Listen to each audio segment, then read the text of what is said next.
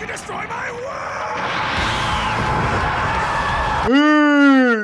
Man, I have not felt like this for a long time. I always wonder where my feelings been. Es mi culpa que no tienes sentimientos. Ahora con la chancla sí vas a sentir algo. No, no, no, no, no, no, no, no, no, no.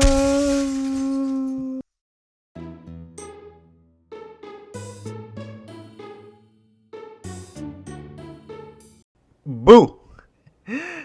I was just checking if you have feelings, and don't worry, there's no more jump scares. So, like all of you, I happen to have some very emotional moments and also very numb moments, which I want to share my experience with. It can be quite confusing at times with these two. There's literally days where I can be so emotional, especially like episode 2 of Arcane. Oh, the ending of that episode just hits your feelings. You cannot tell me the writers did a good job with this show. It was just beautiful. Come on, you cannot tell me this scene right here did not make you cry. Well, everyone has their own opinions. Anyways, there's times where I also suppress my feelings for a whole day to help me not take things personal sometimes. It did come with a cost. I was left being damaged after each situation. If I did not felt the pain, I sure did overthink it. Wait, so how does your feeling work? Do you happen to control it, or you absolutely allow yourself to be lost in your feeling? No, not exactly. I just run with how I feel at the moment, emotionally or no emotion at all. Although it cost me a lot of mistakes in the past and some very lonely nights in my room behind a closed door with depressing music,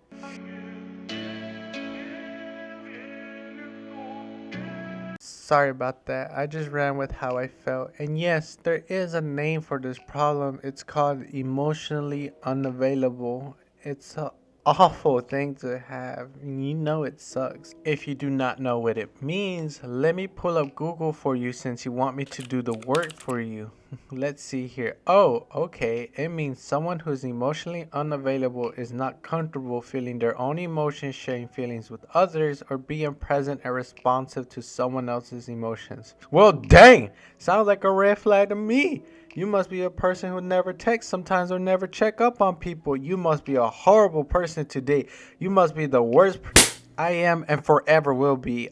Obviously, I learned from my mistakes, but I should probably get rid of you. Anyways, where was I? Oh, yeah.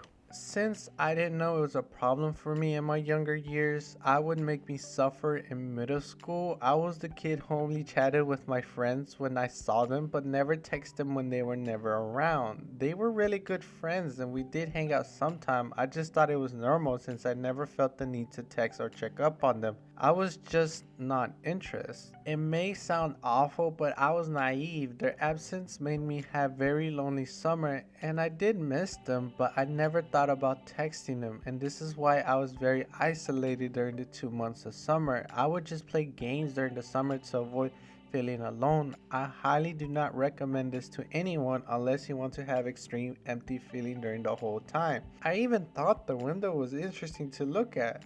Hey, nice window. I'm surprised I'm still alive at this point. I must have mastered the art of not being bored. I bet I can beat most of you in sitting still for 5 hours. Oh, for the people who struggle like me, set a time to remind yourself to text your friends and family. It'd be much easier this way. Another issue I had was when I was playing games, and oh boy, most gamers can relate to this feeling. Okay, whenever I'm playing any difficult game like Mario Kart, I will get so mad whenever I see the blue lightning turtle coming towards me for being in first place, then for some reason I magically am in last place. I hate it when this happened on Rainbow Road because I cannot win in peace. The game and suffering in this game is unbearable. Yeah, I hate this game. Why do y'all make me play this game? Yeah, I realized at this moment as well I had problems, but I ignored it. I had nothing else to do during the summer, so I continued to keep playing the game despite my anger. And yes, I was running away from my problems by being in a game instead of being in reality. It was just much easier this way. Oh, a quick tip for you gamers is realize you have bottled up your emotion for so long. At any point, you are a bomb waiting for your emotions to burst, and gaming does this to you. Learn to express your feelings by journaling, and you'll be able to let it all out.